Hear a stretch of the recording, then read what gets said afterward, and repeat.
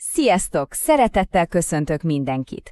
Ha épp most ismerkedsz a magyar nyelvvel, és szeretnéd megtanulni, hogyan beszélj olyan egyszerű hétköznapi dolgokról, mint mondjuk az ebédkészítés, akkor a legjobb helyen jársz. Egy nagyon rövid kis történeten keresztül fogunk haladni, és lépésről lépésre megnézzük a legfontosabb szavakat és nyelvtani tudnivalókat. Na, vágjunk is bele! Szóval, a mai kalandunk így fog kinézni. Először is irány a bolt. Utána megnézzük, mi történik a pénztárnál, majd jön a legjobb rész, az ebédidő, és persze az ebéd utáni jól megérdemelt pihenés. A legvégén pedig te jössz egy kis gyakorlással. Rendben, kezdjük is a történetünket a legelején. A főhősünk, képzeljük el, éhes lett, úgyhogy első dolga, hogy elindul a boltba. Figyeljetek! Most lassan elmondom az első mondatunkat. Próbáljátok meg utánam ismételni. Elmegyek a boltba, mert kenyeret veszek. Ez a mondat angolul valahogy így hangzik. I go to the store because I am buying bread. Oké, most szedjük is szét ezt a mondatot, ahogy a táblázatban is látjátok. Az elmegyek, az első igénk azt jelenti, hogy I go. Aztán ott van, hogy a boltba, ez mutatja a helyet, into the store. A mert egy nagyon hasznos kis kötőszó, ami összeköti a mondat két felét, és azt jelenti because. A kenyeret az, amit megveszünk, a mondat tárgya, vagyis bread, és a végén a veszek, a második ige, I buy. És itt jön az egyik legfontosabb dolog, ami a magyar nyelvet jellemzi. Míg az angolban külön szavakat használsz, mint a to vagy az into, a magyarban ezeket a kis jelentéseket a szó végére ragasztjuk. Szóval nem azt mondjuk, hogy to bolt, hanem azt, hogy boltba. Ugyanez a helyzet a tárggyal is. A mit rag a szó végén jelöli, hogy mit veszek.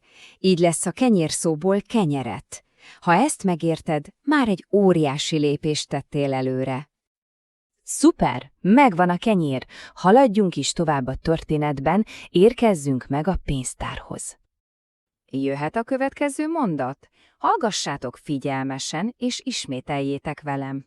Sokat várok a pénztárnál. Angolul ez annyit jelent, I wait a lot at the checkout. Na nézzük meg ezt is. A sokat egy mennyiséget fejez ki. A lot. A várok az ige, ugye I wait. És ami most nekünk a legérdekesebb, az a pénztárnál. Itt a nál rag az, ami megmutatja a helyet, hogy hol történik a cselekvés. Ez tökéletesen mutatja a logikát. Az angol at szócskának a magyar nál vagy nél rag felel meg. Egyszerűen csak oda tesszük a szó végére, pénztárnál. Ugye, hogy nem is olyan bonyolult? Hősünk most egy komoly dilemma előtt áll a pénztárnál. Felteszi magának a kérdést, készpénzzel vagy kártyával fizetek, vagyis do I pay with cash or with a card? Ezt vizsgáljuk meg egy kicsit közelebbről. A val vagy vel rag az angol with szónak felel meg.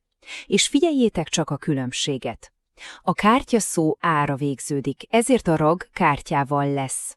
De a készpénz mással hangzóra végződik, ezért a rag véje is hasonul, hogy könnyebb legyen kiejteni. Készpénzcell. A vagy pedig egyszerűen annyit tesz, hogy or. A lényeg tehát megint ugyanaz, a magyar egyetlen ragot használ ott, ahol az angol egy teljesen külön szót, a with that. Ha egyszer megtanulod ezeket a ragokat, sokkal könnyebb lesz mondatokat összerakni. A fizetés sikeres volt, úgyhogy irány haza. El is érkeztünk a történetünk legfinomabb részéhez. Jöhet az ebédidő. A következő mondatunk egy picit hosszabb, de ne ijedjetek meg. Figyeljetek és mondjátok velem. Hazaviszem az ételt és ebédet főzök. A jelentése pedig I take the food home and cook lunch. Ez a mondat valójában két részből áll, amit az és kötőszó, vagyis az and kapcsol össze. Az első fele hazaviszem az ételt, a második fele ebédet főzök. Vegyétek észre, hogy mindkét tárgy, az ételt és az ebédet is megkapja a már ismerős tő tárgyiragot. És a főzés végeredménye? Hát persze, hogy az ebéd Finom és meleg. Angolul, the lunch is delicious and warm. Ez egy nagyon egyszerű, leíró mondat. Ez a névelő, the. Az ebéd, ő az alany, a lunch. A finom és a meleg pedig két melléknév, ami leírja, hogy milyen az ebéd. És látjátok, ismét ott van az és kötőszó, ami összeköti őket. Egy ilyen finom ebéd után mindenkinek jár egy kis pihenés, igaz? Ez lesz a történetünk utolsó fejezete. El is érkeztünk a történetünk utolsó mondatához. Mondjátok velem, ebéd után egy kicsit pihenek. Ami angolul annyit tesz, after lunch I rest a little. És itt van egy újabb magyar csoda. Az után szó azt jelenti, hogy after, de figyeljétek meg, hogy hova kerül. A főnév, vagyis az ebéd után. Emiatt hívjuk névutónak. Ez pont fordítva működik, mint az angolban, ahol az after a szó előtt áll. Hát a végére is értünk a kis történetünknek. Most gyorsan foglaljuk össze a legfontosabbakat, amiket ma tanultunk, és utána ti következtek. Szóval, mit vigyünk magunkkal a mai napról? Azt, hogy a magyar nyelv nagyon szereti a ragokat és a névutókat. A bá rag azt jelöli, hova megyünk. A nál, hogy hol vagyunk. A val-vel, hogy mivel csinálunk valamit. A tö a tárgyat jelöli. Az után névutó pedig azt, hogy valami után. És akkor most ti jöttök. A kérdésem hozzátok a következő. És te mit veszel a boltban? Írjátok meg bátran a választ a hozzászólásokban. Fontos, hogy ne felejtsétek el használni a tö tárgyragot. Például tejet veszek, vagy almát és sajtot veszek. Nagyon kíváncsi vagyok a válaszaitokra.